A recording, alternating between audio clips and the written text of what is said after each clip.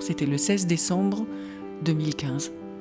La tête a arrêté de tourner, de se poser des questions, de gamberger. Pour la première fois de ma vie, je me suis sentie en paix quelque part.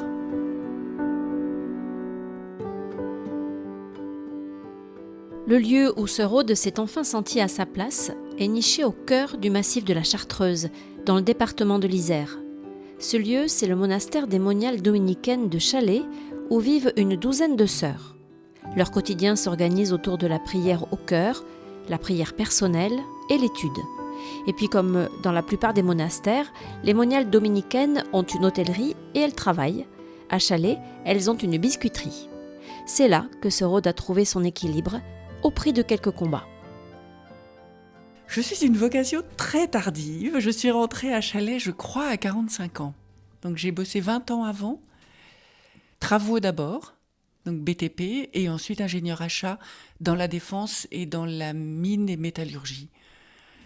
Jusqu'à la 3e, j'étais dans une école catholique et les religieuses nous demandaient de penser à la vocation. Et je ne voulais absolument pas. Donc ma prière n'était que « Seigneur, tout ce que tu veux, mais pas la vocation.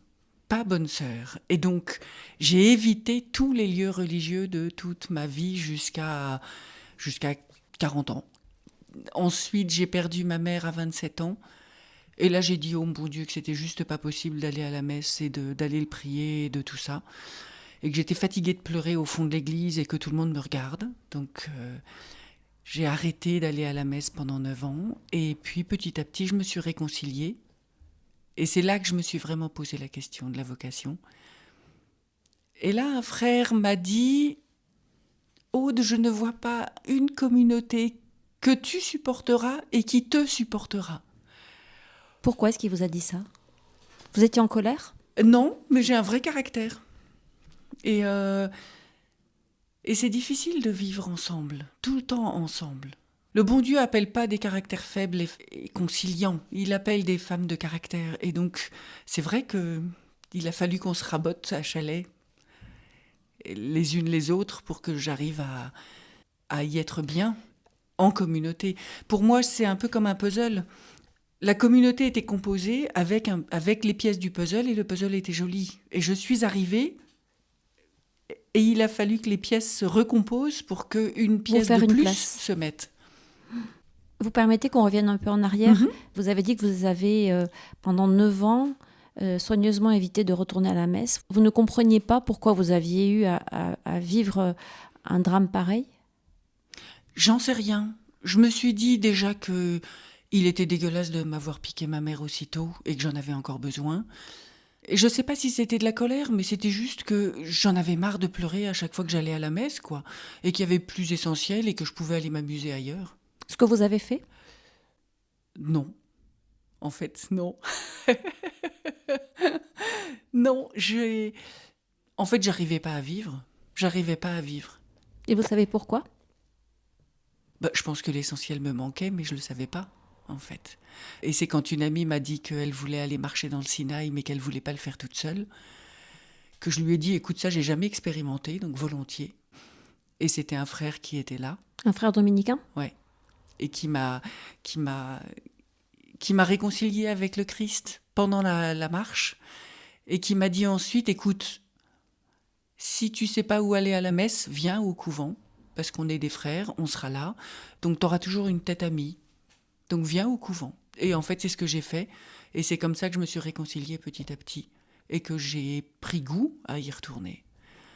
Et je me suis dit, un ordre où autant de frères, avec des caractères si opposés, si différents, peuvent vivre ensemble, et continuer à vivre ensemble et à s'aimer et à s'apprécier, c'est que ça vaut le coup. Et donc, vous avez découvert Chalais dans quelles circonstances ? Par hasard. Par hasard, le bon Dieu a bien voulu les choses, mais en fait, j'étais responsable du transport en bénévolat pour le pèlerinage du Rosaire à Lourdes. Et donc, j'achetais les trains et les bus et je coordonnais les bus pour les 16 000 pèlerins qui venaient. Et donc, le frère qui m'accompagnait à l'époque m'a dit, écoute, puisque tu te poses la question de la vocation et monastique, va voir au monastère de Lourdes. Et j'y ai été, et la prieure de l'époque m'a dit « Écoute, pourquoi pas faire un stage chez nous, plutôt en janvier prochain, mais va dans un autre monastère d'abord, revérifier que c'est bien là. » Et elle m'a dit « Bon, va à Chalais, par exemple. » Et je me suis dit « Commence tout de suite à obéir et vas-y. » Et je me souviendrai toujours, c'était le 16 décembre 2015. Et ça a été là. Ça veut dire quoi, ça a été là?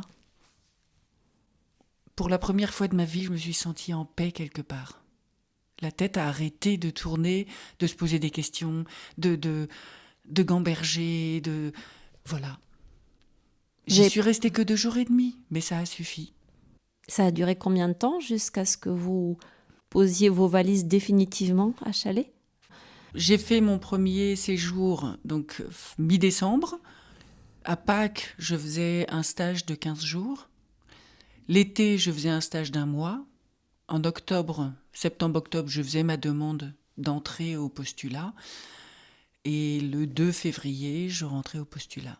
Voilà. Et pour rester parfaitement libre, j'ai demandé un congé sabbatique à ma société pour que, quand je demande à rentrer au noviciat et donc à recevoir l'habit, je sache que je pouvais toujours revenir dans ma société d'origine, et donc j'avais cette liberté et cette sécurité derrière, en fait. Je n'avais aucune obligation morale, mentale, professionnelle, économique de retourner à...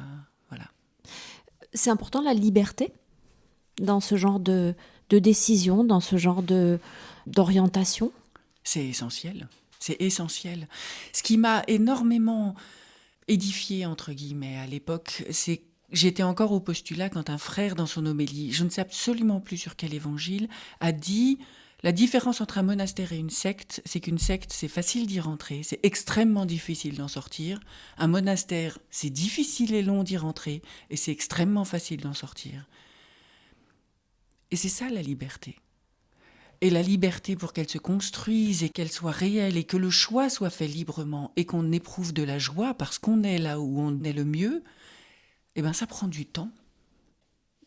Cette paix dont vous avez parlé, elle ne vous a jamais quitté? Si, elle m'a quitté parce que ça a été compliqué et que c'est encore compliqué, on se frite, etc. Mais au profond, elle est là. Mais quelquefois, y a du remue-ménage au-dessus, quoi. Le fond de la mer est calme, mais la houle peut être forte parfois. Mais heureusement qu'on a les chapitres de coulpe le soir pour se demander pardon. Donc c'est pas une légende. On peut s'engueuler dans un monastère. Ah, complètement. J'appelle ça se crêper le voile. Parce qu'on a des caractères très différents, parce qu'il y a des sœurs qui sont rentrées à 20 ans. Moi, je suis rentrée à 45 ans après 20 ans de boulot. Donc j'ai une expérience qu'elles n'ont pas. Et qu'est-ce qui fait que ça tient? Parce qu'après tout, vous ne vous êtes pas choisi.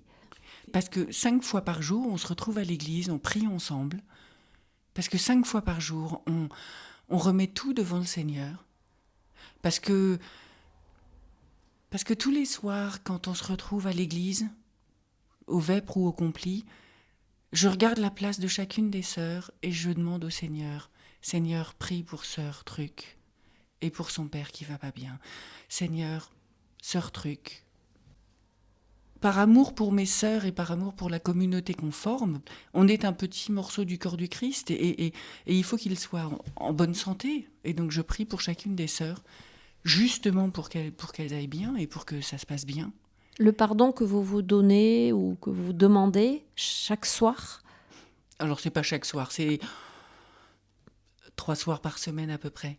Mais déjà à la base, en fait, c'est-à-dire qu'au moment de la remise de l'habit, de la prise d'habit, au moment de la profession temporaire, au moment des renouvellements de profession temporaire et au moment de la profession solennelle, on s'allonge par terre en croix et la prieure est devant la sœur, elle lui demande « Que demandes-tu » ?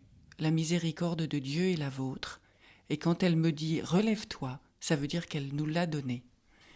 Et que donc la communauté m'a déjà donné sa miséricorde.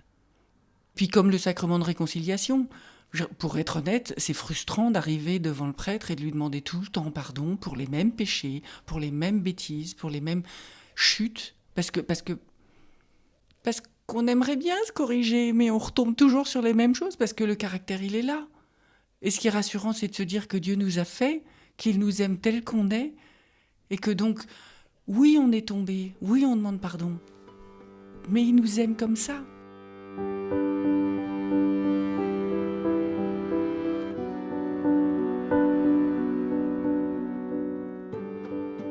C'était sœur Aude, moniale dominicaine dans le monastère de Chalais, dans le département de l'Isère.